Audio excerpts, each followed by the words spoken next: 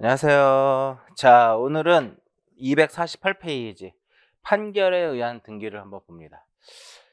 우리 지난주에 등기절차 총론에서 이제 3장, 그죠? 3장을 했었는데, 직권하고 단독, 요거 반드시 정리가 돼야 돼요. 자, 그럼 단독 신청 중에 하나인 이제 무엇에 대해서 판결. 이 단독 신청 중에 하나인 요 판결에 대해서 정리를 하는데, 단독 신청해서 이렇게 단독적으로 시험에 나올 수 있는 것 중에 하나가 바로 무엇이다? 요 판결이에요. 자, 이때 판결에 의해서 등기 자체를 이 판결에 의해서 등기를 할 때는 일단은 그 판결의 종류 자체가 무엇이어야 된다? 이행 판결이어야 돼요. 판결의 종류가 무엇이 되냐면은 이행 판결이어야 된다 이겁니다. 첫 번째 하나 이거 기억하시고요. 교재 보시면은 판결의 요건의 첫 번째 뭐라고 써 있어요? 이행 판결이다. 즉 어떠한 등기 절차의 이행을 명하는 판결이어야 된다 이겁니다. 다만 여기서 이제 이행 판결인데 여기서 예외적으로 어떤 것 될 수 있냐면은 형성 판결도 예외적으로 가능한 것이 있다 이겁니다. 그게 바로 뭐냐면 공유물 분할 판결이에요. 공유물 분할 판결은 형성 판결이거든요. 공유물 분할 판결이다. 이렇게 예외적인 규정 같이 기억을 하시고요. 자, 두 번째 보시면은 당연히 이 판결에는 권리자와 의무자가 명시되어 있어야 되고요. 그 다음에 만약에 판결에 반드시 기록해도 우리가 필요적 기록사항이 누락되어 있다면 판결에 따라 등기할 수 없다. 예를 들어서 바로 밑에 나와 있는 것처럼 근저당권의 경우에는 반드시 기록해야 될 것이 채권 최고액과 채무자거든요. 따라서 그 주문 내용에 채권 최고액과 채무자가 명시되어 있지 않으면 등기할 수 없다라는 거죠. 전세권의 경우에는 전세금과 범위예요. 따라서 전세금과 범위가 명시되어 있지 않으면 그 판결에 따라서 등기할 수 없다. 그리고 이 판결 자체가 이행 판결이어야 될 거고 확정이 돼야 되는 확정 판결이어야 된다 이겁니다. 확정 판결이어야 한다. 이것도 기억 체크해서 보시고요. 따라서 확정 판결이 아니라면 그 판결에 따라서 등기를 할 수 없습니다. 그래서 여기서 이제 딱 지문 하나만 기억하시면 돼요. 어떤 지문? 가집행 선고.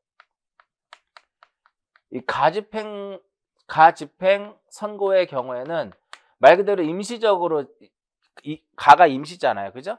그래서 임시적인 거에 해당이 되기 때문에 확정된 것이 아니에요. 따라서 가집행 선고가 붙은 판결을 받았다. 가집행 선고가 붙은 판결을 받으면 그에 따라서는 등기를 할 수 없다라는 거. 요거 하나 기억하시고요.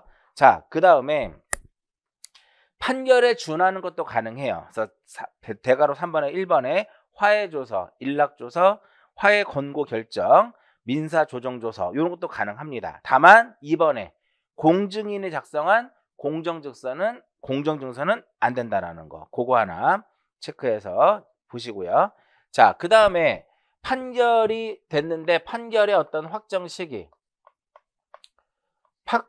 판결의 확정 시기는 아무런 관련이 없어요.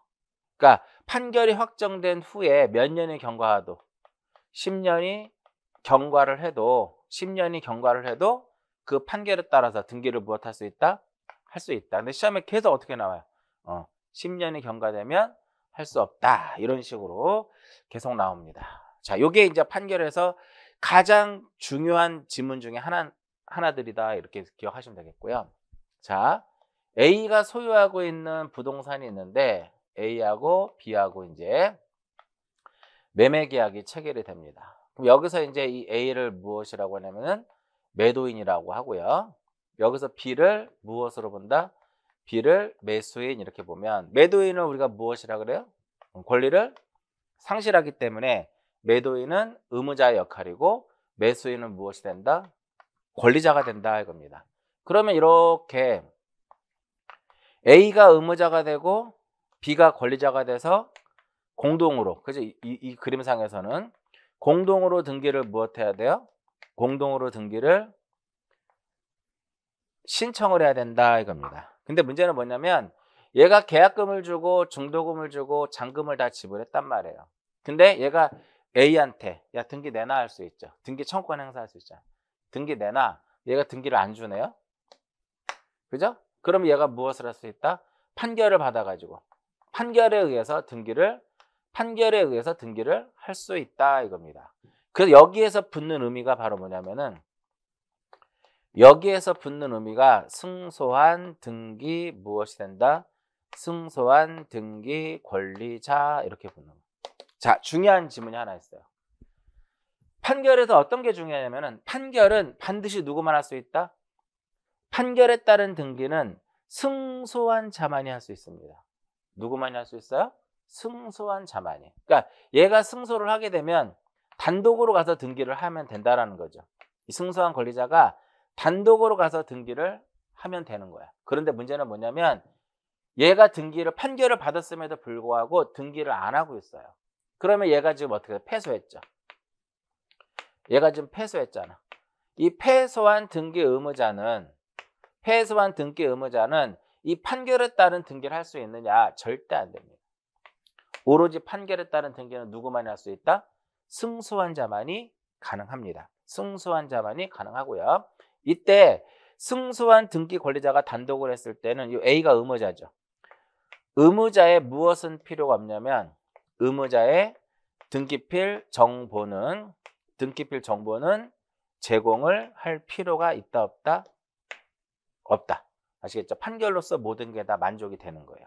자, 두 번째로 그래서 1번에 뭐라고 써있어요? 승소한 권리자, 승소한 의무자가 단독으로 할 수 있다. 그래서 오른쪽 페이지 보시면 상단에 뭐라고 써있어요? 패소한 자는 할 수 없다라고 써 있습니다. 됐나요? 자, 그 다음에 반대로 여기 하나 더 봐야 돼요. 이번에는 두 번째 사항은 뭐냐면 얘가 등기를 안 가져가는 거예요. 둘이 가서 등기를 해야 되는데 얘가 등기 신청에 협력을 안 하는 거야. 그러면 얘가 어떻게 해? 야 가져가라고 할 수 있잖아. 그죠? 야 가져가라고 할 수 있는데 안 가져가. 그러면 그렇게 되면 얘가 판결에 의해서 승소를 해요. 이때 등장하는 게 바로 무엇이냐면은 승소한 등기 의무자라는 말을 쓸 수가 있는 거야. 그 승소한 등기 의무자는 단독으로 무엇한다? 단독으로 등기를 소유권 이전 등기를 해주면 되는 거죠. A에서 B로 등기를 넘겨주면 돼요. 근데 문제는 또 뭐냐면 이 A가 승소한 등기 의무자가 판결에 따른 등기를 안 하고 있다라는 거예요. 그러면 이번엔 얘가 패소한 거죠. 패소한 권리자가 이 판결에 따른 등기를 할 수 있느냐? 절대 안 됩니다. 누구만이 할 수 있어요? 얘만이 할 수 있습니다. 얘만이 할 수 있어요. 이때 여기서 중요한 거 승소한 등기 의무자가 단독으로 등기를 했을 때는 등기필 정보를 의무자의 등기필 정보라고 하는 것은 오늘 이제 나오는데 의무자가 제공하는 거예요. 등기필 정보를 무엇을 해야 된다? 제공을 해야 된다 이겁니다. 제공을 해야 된다. 왜 제공을 해야 되냐면 단순하게 생각하시면 돼요. 어떠한 등기를 할 때 의무자가 있더라. 의무자가 있다라고 하는 것은 어떤 권리의 등기를 하는 경우거든요. 이해하셨나요? 그래서 어떠한 등기를 할 때 의무자가 있다라고 하는 것은 표지부는 의무자가 없잖아. 권리의 등기를 하고 있다라는 거예요. 권리의 등기할 때 의무자는 과거에 자기가 권리를 취득했기 때문에 의무자의 위치에 있을 수도 있는 거거든요. 그럼 과거에 권리를 취득하고 교부받은 등기필 정보를 제공해야 된다 이겁니다. 왜 제공해야 되냐면 등기필 정보를 제공하는 것은 누가 제공하는 거냐면은 의무자가 제공을 하도록 되어 있는 거예요. 의무자니까 제공하는 겁니다. 다시 한번 나올 거예요. 자, 그 다음에 우리가 A랑 B랑 둘이 가서 등기를 해서 등기가 완료가 되면 요 B가 권리를 취득하는 자죠. B가 권리를 취득하기 때문에 B한테 무엇을 준다? 등기필 정보를 작성해서 교부해 줍니다. 작성해서 무엇을 한다? 교부를 해준다 이렇게 되는 거야. 자, 제공과 작성은 틀린 겁니다. 제공은 등기 신청할 때 의무자가 과거의 권리를 취득하고 교부받은 등기필 정보를 제공하는 거고, 여기서 등기필 정보를 작성해서 교부하는 것은 새로운 권리자가 등기 기록에 기록이 되면 등기관은 그 권리자를 확인하기 위해서 등기필 정보를 작성해서 그 권리자한테 준다라는 거죠.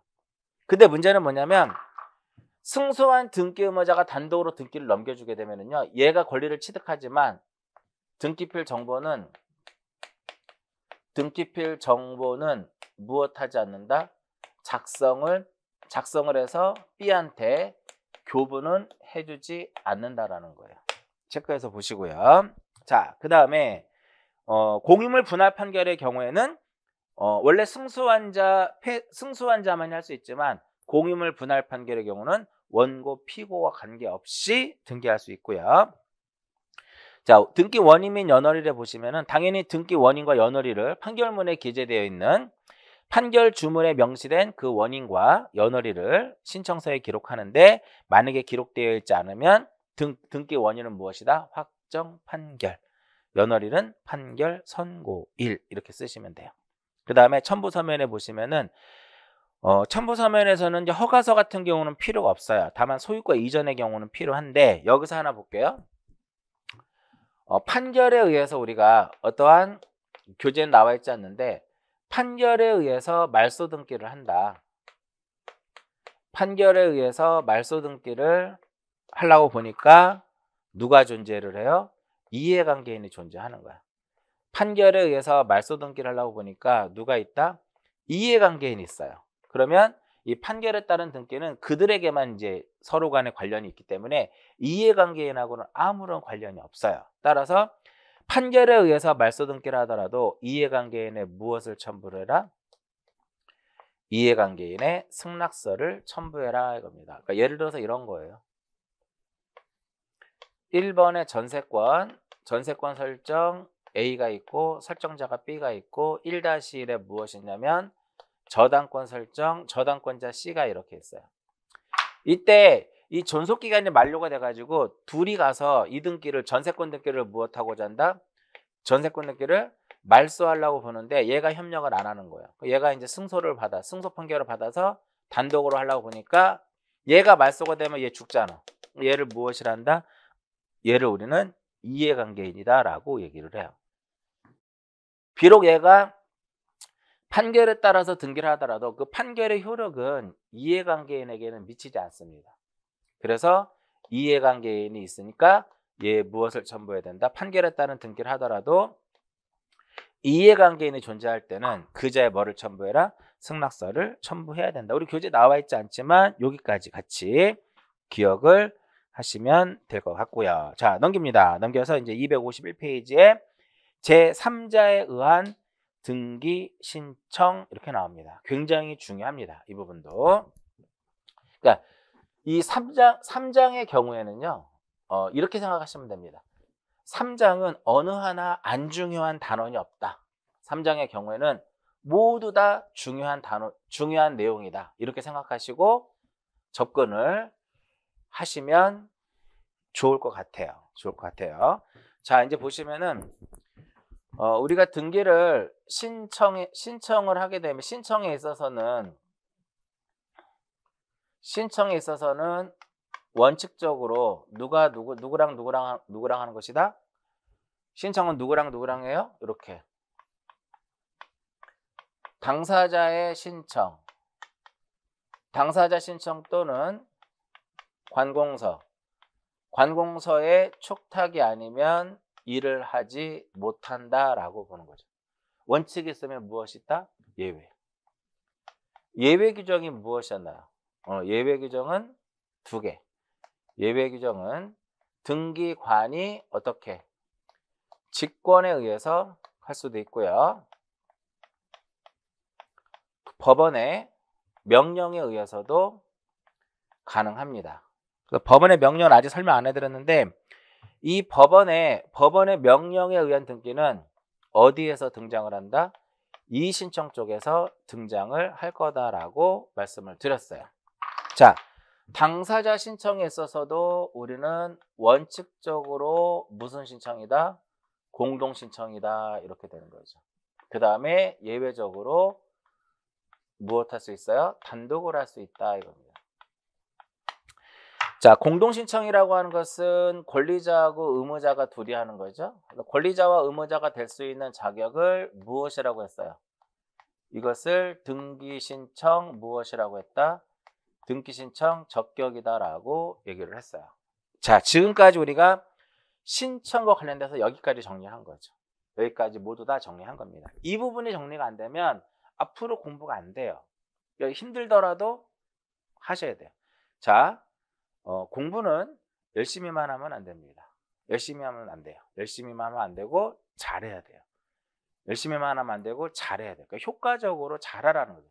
아침 일찍 나와가지고 늦게까지 공부를 해도 본인은 괜히 열심히 한 것처럼 보이지만 그 공부 자체가 효과적으로 하지 못하면 10시간을 투자해도 어떤 2시간만 투자한 것보다 못할 수도 있거든요. 그래서 농담으로 공부를 어떻게 해야 돼요? 열심히만 하면 되고 잘해야 돼. 그래야 합격하거든요.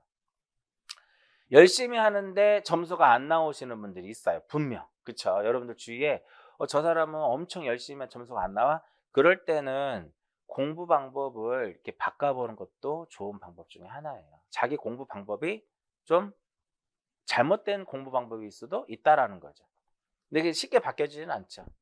자, 그 다음에 나오는 것이 신청 쪽에서 뭐가 나오냐면은 제3자에 의한 등기 신청 해가지고 첫 번째 뭐가 나오냐면은 포괄 승계인에 의한, 이 포괄 승계인에 의한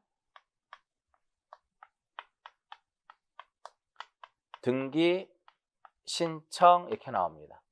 자, 포괄 승계인에 의한 등기 신청에서 251페이지에 보시면 나와 있죠. 그러니까 이거는 어떤 거냐면요. 대표적으로 이 포괄 승계인에 의한 등기 신청은 상속인에 의한 등기 신청이다. 이렇게 보셔도 돼요. 상속인에 의한 등기 신청. 자, A가 소유하고 있는 부동산을 A와 B하고 매매 계약을 체결합니다. 계약을 체결하고 그럼 여기서 이제 이 A가 이제 무엇이다? 매도인이면서 의무자가 되겠고요. 매도인이면서 등기 의무자가 되는 것이고 여기서 B는 매수인이 되면서 등기 권리자가 된다 이겁니다. 계약금도 주고요. 중도금도 주고 잔금도 줬습니다. 그럼 마지막으로 뭐만 하면 돼요? 등기를 A에서 B로만 가져오면 끝나는 거죠. 그러니까 이 경우에는 소유권 무슨 등기를 하면 된다? 이 경우에는 소유권 이전 등기를 하면 돼요. 등기를 A에서 B로 이렇게 가져오면 됩니다. 여기까지 이해하셨죠? 그러면 그 A에서 등기 자체는 공동신청이니까 A가 의무자가 되고 B가 권리자가 돼서 둘이 공동으로 등기소에 가서 등기를 무엇하면 돼요? 등기를 신청하면 된다 이겁니다. 그런데 이렇게 A와 B가 둘이 가서 등기를 신청하면 되는데 A가 사망할 수도 있고요.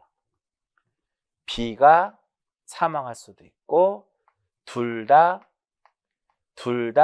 사망할 수 있습니다. 그럴 때는요.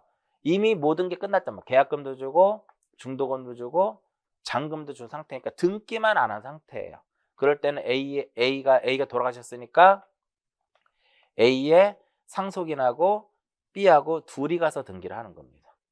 그럼 B가 사망했으면 A와 B의 상속인이 가서 둘이 가서 등기를 하는 겁니다. 둘 다 사망하면 A-와 B-가 둘이 가서 등기를 하는 거예요. 이게 그래서 상속이 포괄 승계인이 등기를 신청하는 거예요. 그래서 포괄 승계인에 의한 등기 신청이다 이겁니다. 자, 상속 등기는요. 혼자 가서 하잖아요. 우리 지난주에 상속 등기는 A가 사망하면 등기 없이도 A-로 상속되죠. 근데 얘가 처분하려면 자신 앞으로 무엇을 해라? 상속 등기를 해야 된다. 이해하셨나요? 그 상속 등기는 단독이잖아요. 근데 상속인에 의한 등기 신청은 단독 신청이 아니라 공동 신청이다. A-랑 B랑 가서 하는 거니까 무슨 신청? 공동 신청의 개념이에요. 그러면 공동 신청인데 등기 기록에서 어떻게 권리 변동이 발생하냐면은 A에서 B로 그냥 등기가 넘어가 버려요. 여기서는 A에서 다시 여기서는 B-로 그냥 넘어가 버립니다. 여기서도 A에서 누구로 넘어가요? B-로 이렇게 넘어갑니다. 이거를 잘 보시면 첫 번째 가장 첫 번째로 보면 좀 쉽게 이해할 수 있을 겁니다. 이 포괄 승계인에 의한 등기 신청의 경우에는 상속 등기를 하지 않는다라는 거예요. 바로 A에서 B로 넘어가. 등기 신청은 얘가 A-가 하지만 등기 기록의 갑구에서는 A에서 B로 넘어간다, B로 넘어간다. 이러한 개념이다라고 보시면 돼요. 포괄 승계인에 의한 등기 신청의 대표적인 것이 바로 무엇이다? 상속인에 의한 등기 신청 이렇게 돼요. 자, 특징 한번 볼게요. 특징 첫 번째. 상속인에 의한 등기 신청의 첫 번째. 생전에 이렇게 1번 매매. 생전에 유효한 어떠한 뭐가 있어야 돼요? 생전에 유효한 법률행위가 있어야 되는 거야. 생전에 유효한 어떠한 원인이 존재를 해. 생전에 유효한 등기 원인이 존재를 해야 된다 이겁니다. 그 다음에 두 번째. 등기하기 전에 무엇을 해야 돼요? 등기하기 전에 사망해야 돼요. 의무자가 사망하든 권리자가 사망하든 둘 다 사망하든 등기 전에 상속의 사유가 발생을 해야 돼요. 등기 전에 사망해야 된다. 등기 전에 사망이 돼야 되는 거고요. 세 번째로는 상속 등기를 거치지 않는다라는 거예요. 세 번째는 무엇을 하지 않는다? 상속 등기를 하지 않는다라는 거야. 네 번째는 무엇이다? 상속인하고 이렇게 둘이 가서 공동으로 한다라는 거야. 그러면 요 첫 번째 그림에 보면 신청서상의 의무자, 우리가 A가 돌아가셨을 때 신청정보상의 의무자는 누가 된다? A-가 돼요. 그런데 등기 기록에는 누구로 되어 있어요? A로 되어 있죠. 그럼 당연히 신청정보상의 의무자하고 등기 기록에서의 어떤 의무자, 등기 기록하고 서로 일치하지 않잖아. 그러면 등기법 제29조 5호, 6호가 의해서 각하가, 7호가 의해서 각하가 돼요. 근데 여기서는 무엇이 된다? 예외적으로, 이 경우에는 예외적으로 무엇을 하면 안 된다? 각하를 해서는 안 된다라는 거죠. 각하 사유가 아니다 이겁니다. 이게 이제 포괄 승계인에 의한 무엇이다? 등기 신청이에요. 그럼 여기서 이제 그러면 생전에 유효한 어떠한 그 법률 행위가 존재를 해야 되거든요. 그럼 당연히 매매계약서는 A와 B가 작성한 매매계약서를 원인증서로 제출을 해야 되는 거죠. A-하고 B가 다시 새롭게 어떠한 계약을 체결해서 그 계약서를 제출하는 것이 아니라 생전에 작성한 이 매매계약서를 제출을 해야 된다는 겁니다. 자, 우리 교재에도 나와 있듯이, 교재에도 표현이 되어 있듯이 상속등기하고 포괄 승계인은 상속인이라고 쓸게요. 편의상. 상속인에 의한 등기 신청에서의 차이점을 쭉 보게 되면 일단 등기 원인. 자, 상속 등기의 경우는 등기 원인이 뭐였어요? 상속이었죠. 근데 상속인에 의한 등기 신청, 즉 포괄 승계인에 의한 등기 신청의 경우는 최소한의 뭐는 아니라는 거야. 최소한의 무엇은 아니다? 상속은 아니다. 이렇게 되는 거죠. 그러니까 법률 행위다. 이렇게 보시면 돼요. 아시겠죠? 그래서 교재에도 상속 이외의 원인이다 라고 나옵니다. 자, 포괄 승계인에 의한 등기 신청은 무슨 신청? 공동 신청. 얘는 무슨 신청? 상속 등기는 단독 신청이에요. 이해하셨나요? 이해하셨죠? 그리고 얘는 공동이죠. 공동 신청이기 때문에 등기필 정보, 만약에 소유권 이전이라면 의무자의 등기필 정보 제공해야 되고 인감도 제공해야 돼요. 얘네들은 다 필요가 없습니다. 얘네들은 다 나중에 공부하다 보면 저절로 알게 될 겁니다. 이때 인감은 상속인의 인감을 제출을 해야 되고요. 등기할 때 등기필 정보는 피상속인. 얘는 상속인은 상속 등기를 하지 않기 때문에 등기필 정보가 없거든요. 피상속인의 등기필 정보를 무엇을 해야 된다? 제공해야 된다. 이렇게 보시면 되겠고요. 뭐 웬만한 거 다 설명해 드렸고요. 네, 넘깁니다. 대위 신청. 자, 요게 이제 포괄 승계인에 의한 등기 신청인데 요 그림을 어차피 등기법이라고 하는 자체가 절차법이에요. 민법이 어느 정도 기본이 되면서 절차 위주로 이제 공부를 하시는 겁니다. 그래야 10개 이상 맞출 수 있지. 민법만 죽으라고 공부하고 등기법 문제 풀면 점수 안 나와요. 어떤 분들은 민법 하면 등기법 안 해도 된다라고 하시는 분인데 그런 거 아닙니다. 민법이 기본적으로 바탕에 깔려 있는 상태에서 등기 절차에 대한 것을 이해를 하셔야지. 민법에서 이런 거 안 나오잖아. 등기필 정보, 인감, 단독, 공동 제대로 안 나오잖아. 그죠? 자, 대위 신청 보세요. 대위 신청. 대위 신청에서는 여러 개가 있어요. 여러 개가 있는데 그 중에 딱 하나만 제대로만 기억하시면 돼요. 그 중에 그 첫 번째가 바로 뭐냐면 대위 신청에서는 한 가지만 제대로 기억하자 이겁니다. 그게 바로 채권자 대위 신청이에요. 그것이 바로 채권자 대위 신청. 32회 때 시험에 출제가 됐었죠. 채권자 대위 신청이 32회 때 시험에 이제 출제가 됐었어요. 자, 볼게요. A가 소유하고 있는 부동산을 B에게 처분합니다. A가 소유하고 있는 부동산을 B에게 처분을 해요. 그럼 여기서 이제 A가 무엇이 되냐면 A가 매도인이고 B가 무엇이 된다? B가 매수인 이렇게 돼요. 그럼 매도인이 여기서 무엇이 되냐면 의무자가 될 것이고 매수인이 무엇이 된다? 매수인이 권리자가 되겠죠. 자, 이렇게 해서 등기를 이제 하는데 얘가 등기를 B가 자기 앞으로 등기를 가져오기 전에 C한테 다시 매매를 합니다. 그럼 등기 자체가 어떻게 넘어가야 돼요? A에서 B로 넘어가고 B에서 C로 넘어가야 돼. 이러한 형태로 넘어가는 거죠. 이해하셨나요? 근데 지금 그럼 여기서 그림이 이렇게 그려져야 돼. A하고 B하고 둘이 가서 등기소에 가서 등기를 무엇 해야 된다? 등기를 신청을 하는 거죠. 그렇죠? 얘가 등기를 안 하고 있는 거예요. 그러니까 이쪽으로 등기가 넘어와야만 C 앞으로 등기를 가져올 수 있겠죠. 그러니까 얘는 계약금도 주고 중도금도 주고 잔금도 다 준 상태라고 생각하시면 편하죠. 그럼 여기서 매수인 B는 C하고의 관계에서는 채무자가 되는 거죠. 채권 채무가 발생하니까 채무자가 되는 것이고 C가 바로 무엇이 된다? C가 채권자의 위치에 이제 있는 거죠. 그럼 이런 거 기억나시나요? A와 B가 국가기관인 등기소를 상대로 해서 등기를 신청하는 거죠. 그럼 결과 등기를 신청하는 것을 무엇이라고 하냐면 등기 신청권이다라고 얘기를 해요. 청구권이 아니라 무엇이다? 청구권이 아니라 등기 신청권이에요. 그러면 B가 등기 신청권을 행사를 해야 되는데 등기 신청권을 행사하지 않은 형태가 되는 거죠. B가 등기 신청권을 행사하지 않는 경우예요.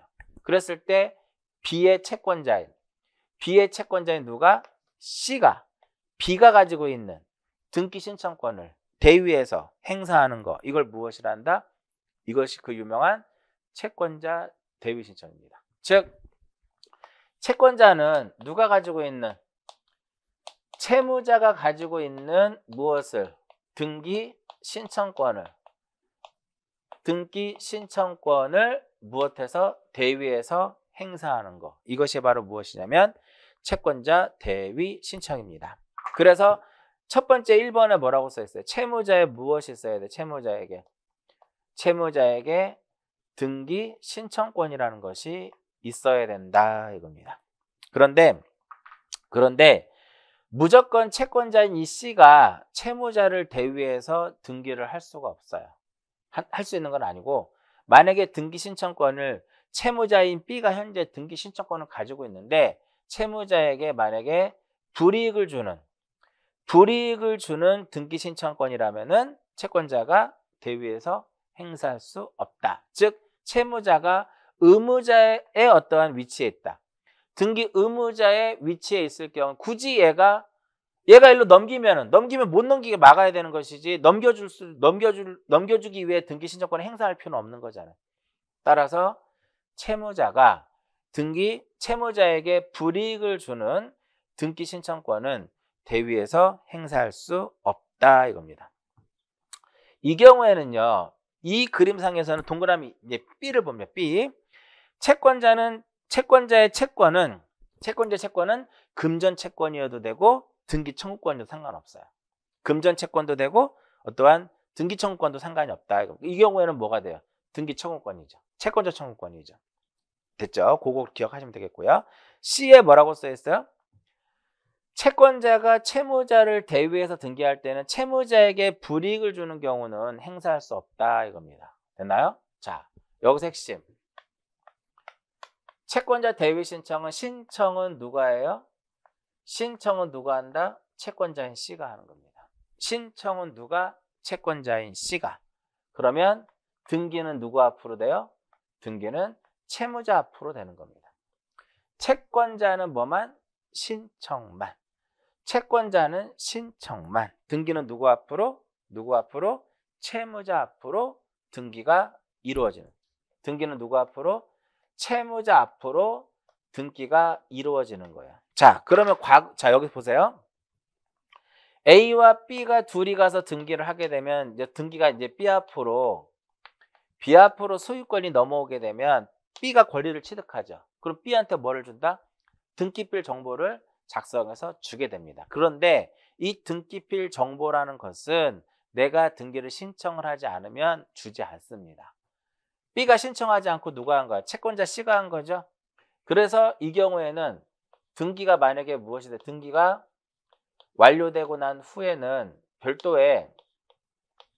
별도의 등기필 정보를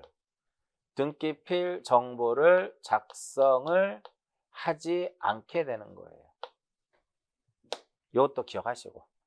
자, 이때 채권자인 C가 등기를 신청하죠. 그럼 당연히 대위 원인을 증명을 해야 돼요. 등기를 신청할 때는 대위 원인을 무엇을 해야 된다?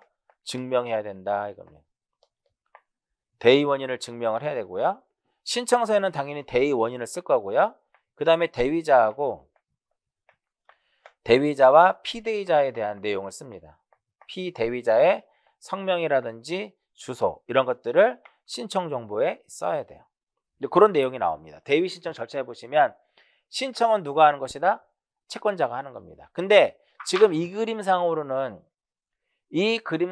공동 신청이죠. 근데 만약에 채무자가 단독 신청이면 채권자도 단독으로 대위 신청할 수 있습니다. 1번이 그 내용이에요. 채무자가 단독으로 신청할 수 있는 등기는 채권자가 단독으로, 채무자와 제3자가 공동으로 할 수 있는 것이면 공동으로 한다 이겁니다. 자, 신청 정보에는 피대위자의 성명과 주소와 주민번호, 그 다음에 신청인이 대위자라는 뜻하고 대위자의 성명과 주소, 대위 원인을 기록하고 그 대위 원인을 증명하는 것을 첨부를 해야 된다 이겁니다. 이때 만약에 여기에 또 다른 채권자가 또 있어요. 이 C의 채권자가 또 있어. 그러면 이 채권자의 채권자인, 그죠? 이 C의 채권자인 누구 D도 대위에 상할 수 있다 이겁니다. 그래서 대위 채권자의 채권자도 다시 무엇할 수 있다? 이 대위 채권자의 채권자도 대위 신청할 수 있다. 그런 내용이고요. 이때 채권자 대위 신청은 권리의 등기에만 할 수 있는 건 아니고요. 표지부에도 만약에 대위가 가능하면 대위도 가능한 거예요. 그래서 반드시 어떤 권리의 등기만 대위 신청할 수 있는 것이 아니라 신청권이라고 하는 것은 등기소에 등기를 신청하는 거잖아요. 그렇기 때문에 표지부에 등기하는 것도 신청이에요. 그런 내용들 기억하시고요. 그 다음에 실행 쪽에서는 가장 중요한 게 B입니다. B가 바로 뭐다? 이거죠. 등기 완료가 되면 별도의 무엇은 작성하지 않는다. 등기필 정보는 작성하지 않는다. 이렇게 보시고요. 그 다음에 동그라미 2번 구분 소유자의 대위 신청. 요거는 하나만 기억하시면 돼요.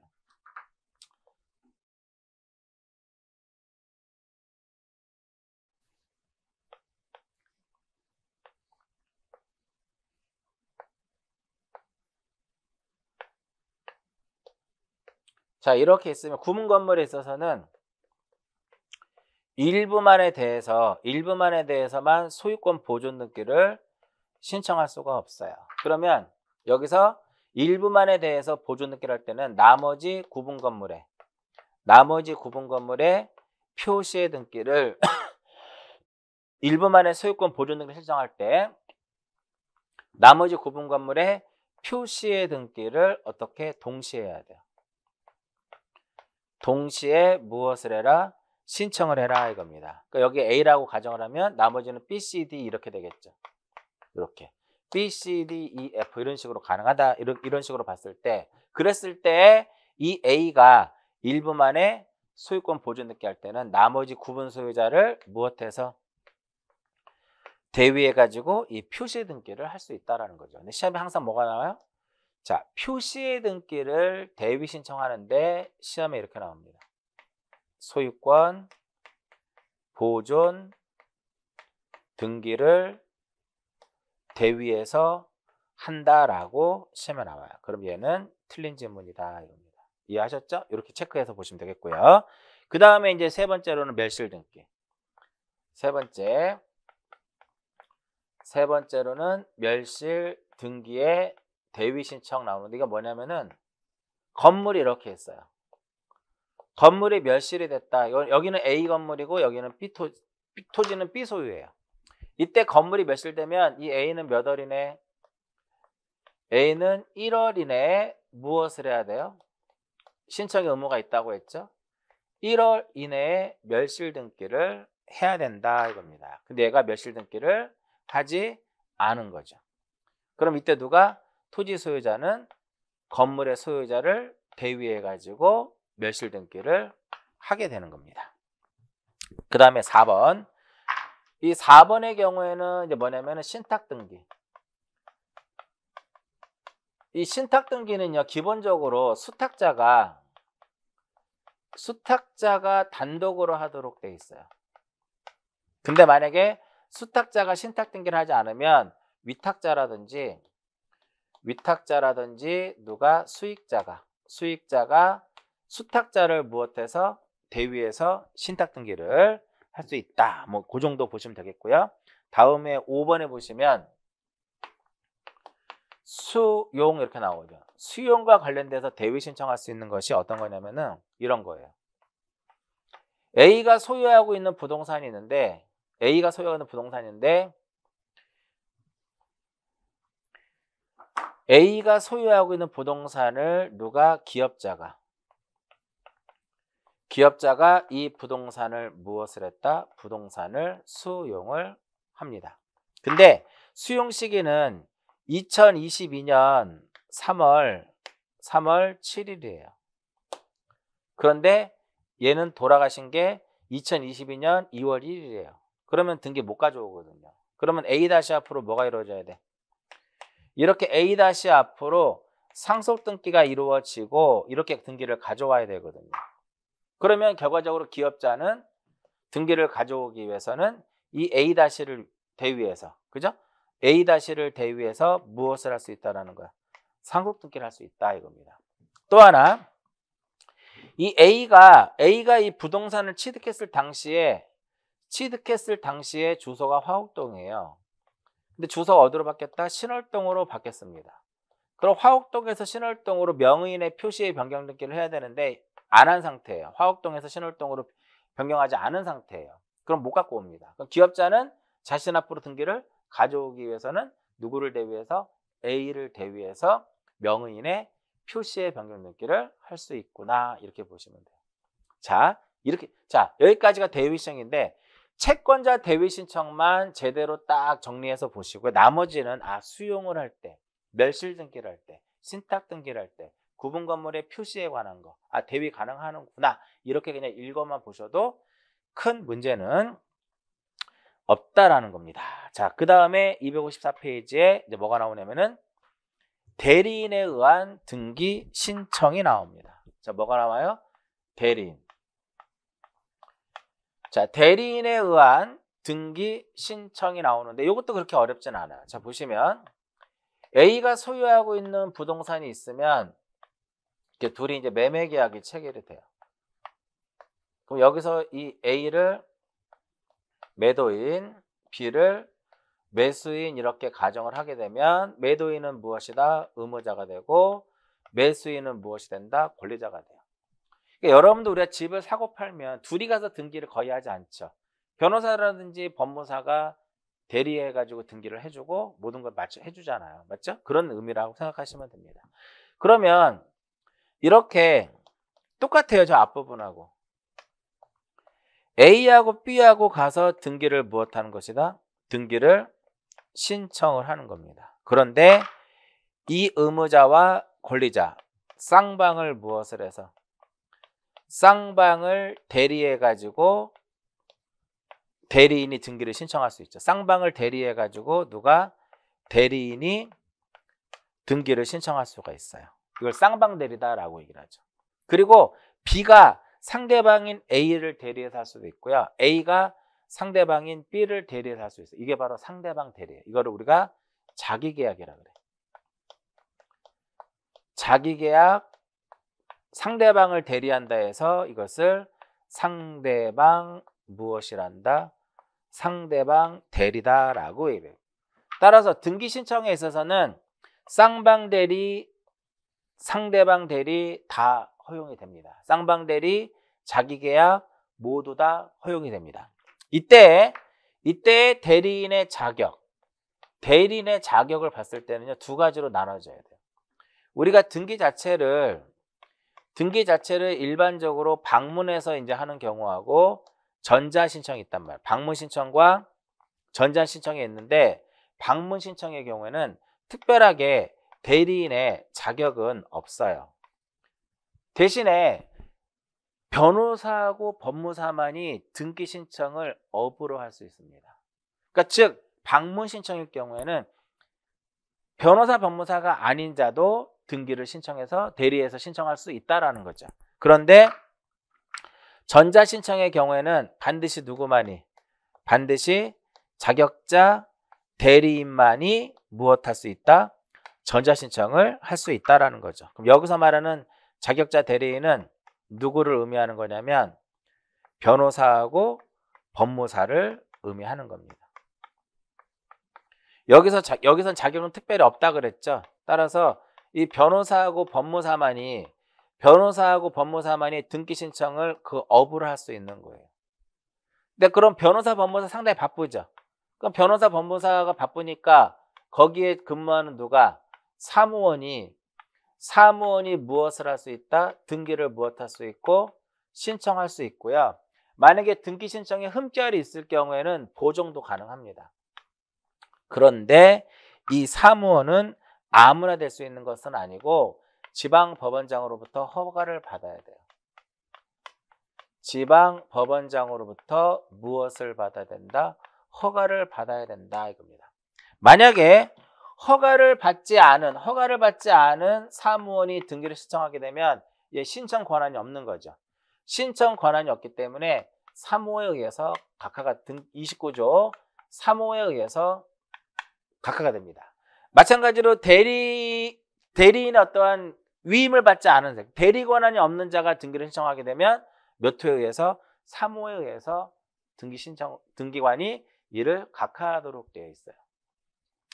자, 또 하나 이렇게 대리인이 등기를 신청할 때는요, 신청서에 성명하고 뭐만 쓰냐면 성명하고 주소만을 씁니다. 성명과 주소만을 쓰고요. 별도의 무엇은 쓰지 않는다? 별도의 주민등록번호, 주민번호는 쓰지 않습니다.